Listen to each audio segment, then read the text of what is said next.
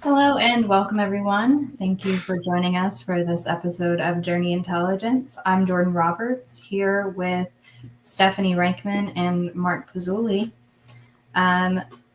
We are doing something a little different in this episode, and you notice we have a guest.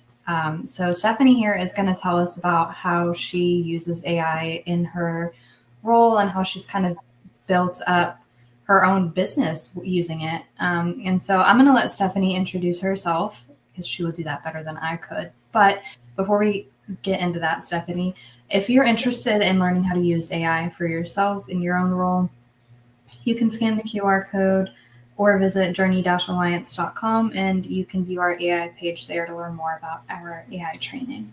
So with that said, Stephanie, can you introduce yourself to the audience? Sure. Well, first, I want to say thank you so much for having me on as your first guest. So I hope I do it justice. But no, a little bit about myself. My name is Stephanie Reichman. I'm a professional civil engineer, and and this is how I use AI. So I'm excited for digging into that conversation. But at a high level, civil engineers were not really known to be the techie bunch. And so when we've started getting all this information about ChatGPT and these large language models, it was, it'll pass. It's not really for us. And I was creating content on LinkedIn at the time and was scared and unsure and didn't know where to start. I also work for a content company, so there were conversations being had there as well about the use of AI. And eventually I said, okay, let's dip a toe in and let's see what this is all about. And it's probably been about 1.5 years. And I can confidently say that having that much information at my fingertips has been incredible for the personal brand that I've built, the content that I'm able to create, and just the general output of, we'll call it things. But it's also been super helpful in helping others pivot their careers, which is a lot of what I did. I'm a civil engineer that went to work in Contech. So the ability to leverage those tools now to help others make similar pivots has been really, really cool. Yeah, that's fantastic. I think we're going to get a lot out of kind of digging into how that shaped out for you. First, though, thank you for being our first guest. So, Stephanie, let's dig a little bit into how you got started with AI. When you started dipping your toes in, as you said, what did that look like for you? How did you start? Yeah, I think it probably started with something like, give me a recipe for something. I like to cook quite a lot. And so I thought, let's try it around the house with some like simple tasks, which was interesting. It was just like such a different experience, I think, than having to Google something and then, let's say, taking that recipe example, you'd have to look through like 10 different recipes because the first 7 had random ingredients I didn't have in the house. And then you'd have to, scroll through the entire blog life story, until you finally got to the recipe. So I think just taking that really simple everyday task and just seeing how easy it made that one process started those wheels turning, being like, okay, like I see the potential here. Can it do this? And that's kind of like how it all started. Yeah. Mark have that kind of in common. Mark loves to cook as well and has discussed using ChatGPT for that. I haven't in a while, but I have been known to leave it on voice mode so I can just talk to it while I cook. So I can ask it for simple like measurement conversions and things like that without even like having to think about it. Like, you don't have to. Yeah. Your hands are dirty, and you don't have to worry about it. So. Yeah, the coolest hack. I don't know if I want to take credit for it, because I don't know if I'm the one that thought of it or if I saw something that inspired it. But because I often find these recipes where I'm missing an ingredient, what I've started to do is I can actually take pictures of the inside of my fridge and my pantry, and I'll say like, this is the protein I have, chicken or whatever. These are the ingredients I have in my house. Like, tell me what to make. Yeah. Tell me what to do. So yeah, I think that we can certainly talk. I use it a lot for cooking, let's just say. One pot meals, pressure cooker, like it's just really cool to be able to say, these are the things that I want, these are the things that I have, and then this gives me the output. I think it feeds very well into like the analytical engineering side of my brain, because it's like input, output, minimal dishes. Yeah. And it's funny, but you can like abstract concepts like that you could never search for a recipe. Okay, I want a recipe that's going to require as little cleanup as possible. Like, you're not going to get a lot of great recipes, and yet ChatGPT can kind of piece it together from all this different knowledge it has access to and give you something. So yeah, and make all these little tweaks as you need it to. I mean, you can't do that in any other way. Yeah, I mean, how would you begin to search that? And it wouldn't work, even if you could. So, but so that kind of gave you a segue into using it to shape your own branding. Tell me how that process really started. I mean, obviously the recipes was kind of the start, but how did it formulate into that? Yeah, I think this is kind of the time when people were still kind of exploring what ChatGPT could do, especially as it related to creating content. So it was kind of interesting because I had already been creating content on LinkedIn for a while. I was able to take some of those posts that performed better and feed them into ChatGPT. That one taught ChatGPT kind of my tone and what's important to me, what resonates with my audience.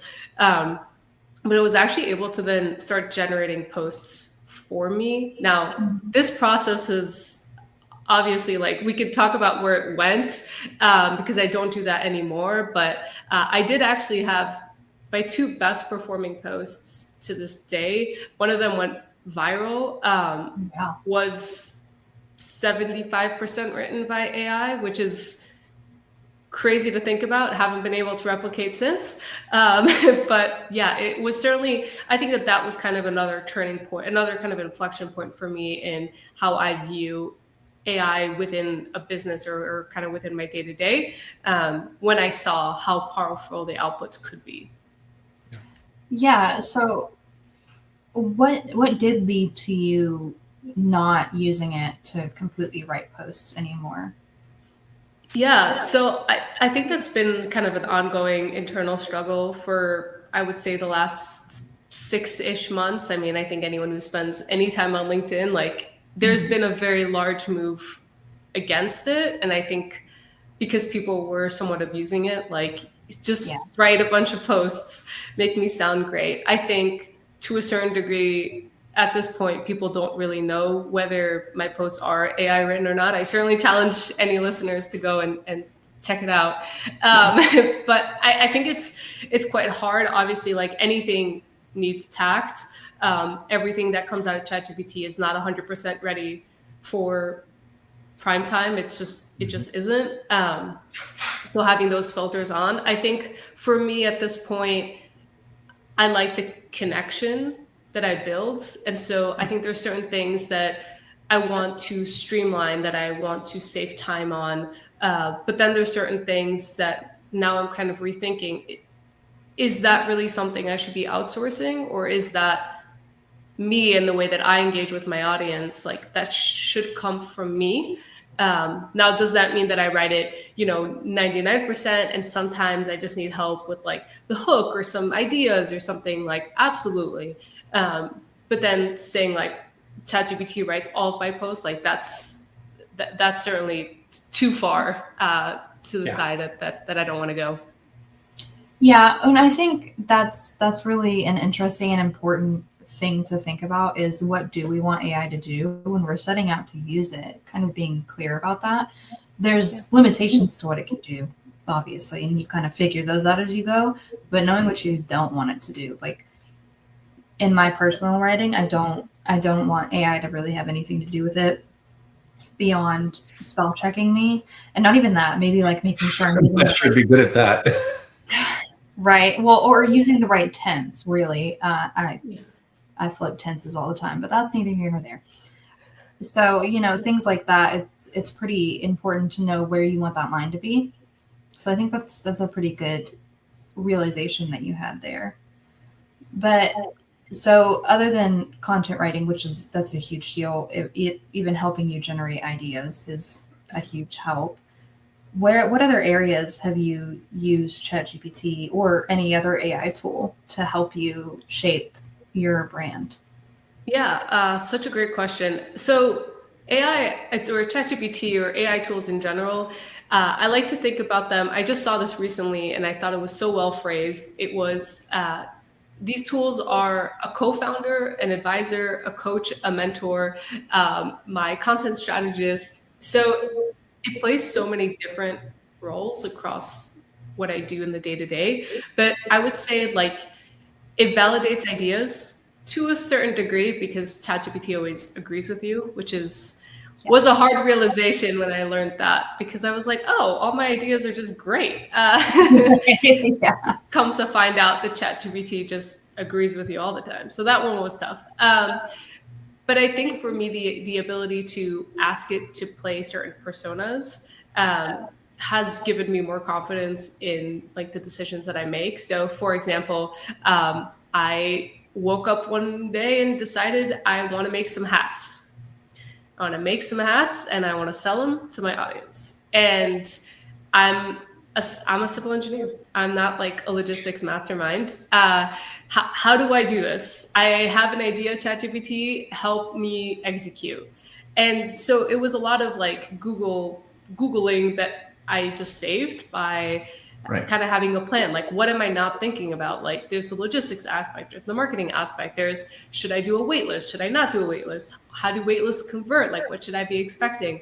At the time of this recording, I have 6 left. So today I was like, okay, how can I sell the final 6? Like, what are some ideas that I can implement to kind of get there? So yeah, I think it has kind of ranged all across, but more than anything, it's having like a crazy idea and saying that, putting that into ChatGPT, and then it actually breaks down the process in like into bite-sized pieces where you have what you thought was a crazy idea, like let me sell hats, and suddenly it's like these super tactical, like get some quotes and then do this and then do that and then start talking about it, marketing. So breaking that down, I think is such a powerful way to use it. Yeah, I agree. You said something there that I think was just an incredible way to use it is, what am I missing? I ask it that all the time. What am I missing? What have I left out? What are my blind spots on this? And I mean, I've given ChatGPT my DISC assessment as well. So like it kind of knows where I tend to lean. To be fair, there's like nothing I don't tell ChatGPT. Thankfully, we have the Teams version, so it's pretty locked down. But anyway, so I've given it all this information, and so it is really able to point out my blind spots, and that is so invaluable. That's not to say that I don't value people in my life pointing them out, but you can't always call people. When you've got an idea spur of the moment, you're not going to bother somebody with this idea to sell hats. To use your example, you're not gonna call somebody up, and who could you call realistically? Do we all have somebody like that? So that was a really great use case or a really great point there. Yeah. I also use it very often to keep me on track because I have a little bit more flexibility to do what I want with my own personal brand. I very often, much like the hats, have ideas where I'm like, that would be cool. And now I've tried to go back to ChatGPT and be like, okay, like, what are your thoughts? Tell me the reasons I should or shouldn't do this. And then at times it has held me accountable where, let's say, like, I don't do a lot of coaching because I just don't have the hours for it. And so whenever I have an idea that like somewhat borders on that, it'll say like, oh, no, like you said no coaching. So you can't do that. I'm holding you accountable. Which I also really love and appreciate because sometimes I just get way too excited by an idea or by something. And yeah, it's just like that coach or the accountability partner that says like, oh no, you remember, like you're not supposed to do that. So that's been cool. So there are limitations to ChatGPT specifically for, going to go in that direction. And there was an update recently. I've seen people, you either love it or you hate it, the GPT-5. And then you got to prompt it right. You got to do this. It hallucinates or whatever. Have you run into these issues with it? And how have you overcome those for it to stay a useful tool for you? Excellent question. Okay, so I find when I'm trying to do something a little bit more technical. So let's say I'm a co-founder of AEC Tech Jobs, which is an online job board for people that are trying to find roles in AEC Tech. And we write a newsletter as part of that. Part of that newsletter highlights a couple of different roles that are currently on the website that people should consider and apply for. And so there's a specific formatting for it. It's like the title, the company name, location, and a link to the job. I have tried so many times to be able to use that format and then just like share the links of the jobs I want to highlight within that, and then have ChatGPT like pull out the information, which is all there. But every single time I try and every single time it doesn't work or there's errors in it. So I wish I could say something like I did something magical and now it works, but that use case I haven't figured out yet. And so I just do it manually myself, which I know isn't a great answer, but I think it's those really technical pieces that it struggles with, like format it the right way. And sometimes I'll get angry and be like, this is incorrect. You messed this up, do it again. And it is very kind and apologizes, but usually doesn't actually do it correctly. So yeah, that's tough. Yeah, it apologizes with an M dash. Always. Only for you, Jordan, because it knows how much you love them. It's like, you're so right, M dash. I miss that and I can do better. Yeah. Mark says all the time that it's the worst it will ever be right now. So, I'll hit that barrier. I struggle with the links. We have a newsletter that we release monthly, highlights all of the things that we've covered in the Journey Intelligence episodes. If you watch this and you haven't signed up for it, that QR code will take you to the page where you can sign up for the newsletter. But anyway, I want to include links to the sources that we reference or the news stories that we reference if we discuss them. And I cannot give it the links and tell it to summarize the articles or like say what this article is about. And then I can put the link. It cannot do that.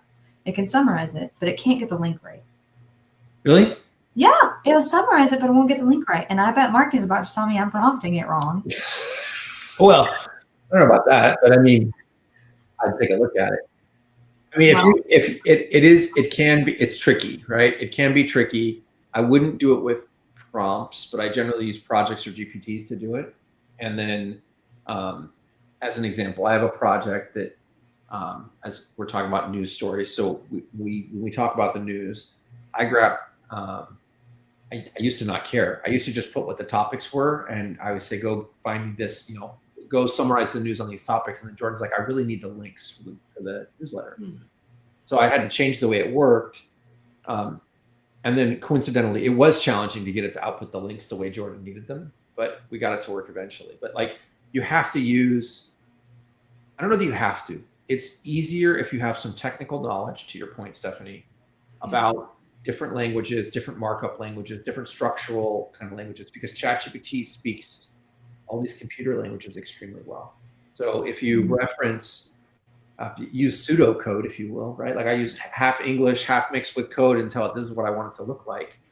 Now you can be very intentional with the output. So, but admittedly, I had one that didn't work for the longest time. And then finally one day, it wasn't until ChatGPT 5 that I could get it to listen well enough to do exactly what I wanted to do. And so now I have, this is a project where I can copy and paste the output straight into Word and everything, and it has the right header settings for different like different parts of text are set as headers and different parts are set as, header 2 and header 3. And that was a really hard nut to crack, but now it's really usable, which is, because honestly, it's the worst feeling in the world when you go and you save 10 minutes, right, or 20 minutes in ChatGPT, and then you spend 15 minutes reformatting. Like that never feels good. So. Yeah, I think it's become kind of challenging because I find myself often in that boat where you expect a certain level of output now. It's like, how come you can be so helpful and useful with my kitchen experiments, but then I'm like trying to tell you like just do this thing, and you somehow aren't getting it. But I think I've found so much value from ChatGPT that like even when there is a hiccup or something doesn't work, I'm like, okay, like this isn't the use case for it, but there's another one. I think I always kind of look back and say like, I hope that other people don't start with this like really complicated use case, and then they're like, oh no, like this ChatGPT thing like isn't what it's cracked up to be, and then just like stop using it, or they're too afraid to even start using it, because it is really a super powerful tool. You just like, there are use cases that it's struggling with at the moment, but won't in the future. Interestingly, I think your background as an engineer is extremely helpful. And I don't think people put enough emphasis on this. The ability to break problems down to their discrete components. And like, I need you to do X, then Y, then Z, like in that order. And you get a good output. But when you just say, I need you to do X, Y, and Z, and it tries to do all three of them at the same time, and you get this mangled output, and you're like, I don't understand. I did the same thing she did, but you didn't, right? Like, and I think that in the future, that ability to think in a more process-oriented fashion, right? I've been talking to Jordan about it. This ability to think about how you think, I think is going to be very valuable. Like, what is the process I go through in my brain to get what I'm doing down on paper? And if you can actually go through those discrete steps that you go through in your head that most of us don't even realize we go through, you can help ChatGPT accomplish significantly better things than you could otherwise. I was calling it like meta thinking, right? Like, I don't know how else to describe it, but like, it's like thinking about thinking, and it helps you write better prompts. It really does. So, I think that's, I have a two-part response to that. One is I think there has never been a better time to be a great thinker. And that will always be the differentiator between when you are successful at whatever you do and when you're not. And there's obviously all these conversations around, is AI taking my job? Like, the thinking element will always be intrinsically human. So get good at it, because it is, what makes you cool and human. The other piece of that is, what I've found recently to be incredibly helpful is, like, I have certain people that I admire. I listen to their podcasts. I listen to I consume all their content. And so I very often prompt ChatGPT, act like this individual and tell me what they would tell me, what they would coach me on in this moment. I hope one day I'll get to meet one of these people and ask them if ChatGPT did them right. But yeah, I think that that's, especially when it's like a well-known personality out there. I'll use Alex Hormozy. He puts out a ton of content. So yeah, like I've definitely gone back and been like, what would Alex Hormozy say about this particular situation? Because I think that that does really help break down a process, to your point, Mark, in a different way that I wouldn't have thought of, that allegedly maybe he does. But that in turn kind of helps my thinking get better. Yeah. First step, put your Crocs on. Alex Hormozy. Yeah, that, I think that kind of ties back into the having it point out your blind spots. That's a really good idea, to have it imitate a person who's put all this information out. I have it do books sometimes, like lateral thinking. I thought I wasn't going to think of it for a second. Lateral thinking is this book that challenges kind of the way that you think about things. It's incredibly valuable. It's a very thin book, so it's not a hard read, and you should read it. But I will try to approach a problem using the lateral thinking, and so ChatGPT knows what is in that book, and so I'll ask it to approach it in that way and help me think of it that way. And some of the ideas for Journey Intelligence as we were shaping it came from me doing that. So it's really cool to be able to reference things like that. Like you said, all of this knowledge at your fingertips. It's pretty incredible, to say the least. Yeah, definitely. I had someone refer to it literally an hour ago, and I won't use their name because I just don't know if they want credit or not. But it wasn't me. But they referred to using AI, and the topic was like, are we going to let AI think for us? And their comparison was, well, it's just like reading a book. It's just like, except that like then you take the knowledge and what you do with it is what you do with it from there. And I would take that to its kind of logical extension, right? It's like reading a book, except it cuts all the fat out, and it cuts right to the chase of like the nugget you're after. It saves you the 400 pages to get you the one paragraph you need, right? So I think that's a really good way to look at it. Yes, I agree with you. But as a certified book lover, I add the caveat that reading a summary of the book does not count as reading the book. You can totally take agree. the knowledge, and that's the valuable part. But you do not read the book.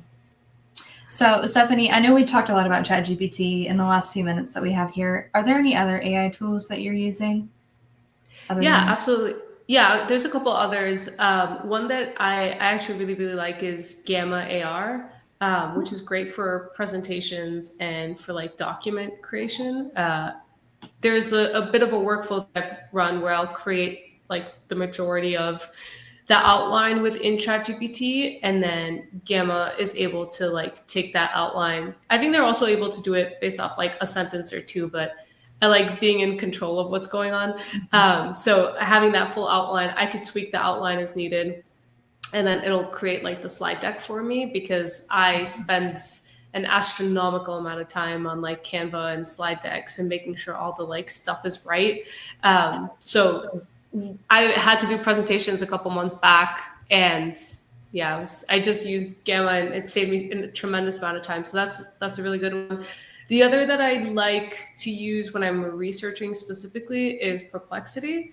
It does a good job there. The prompting's kind of like a little bit all over the place for me, but I do like that it has the sources in a way that's a little bit better than ChatGPT, though ChatGPT is now also able to provide sources if you ask it. But I do find that experience to be a little bit better on Perplexity.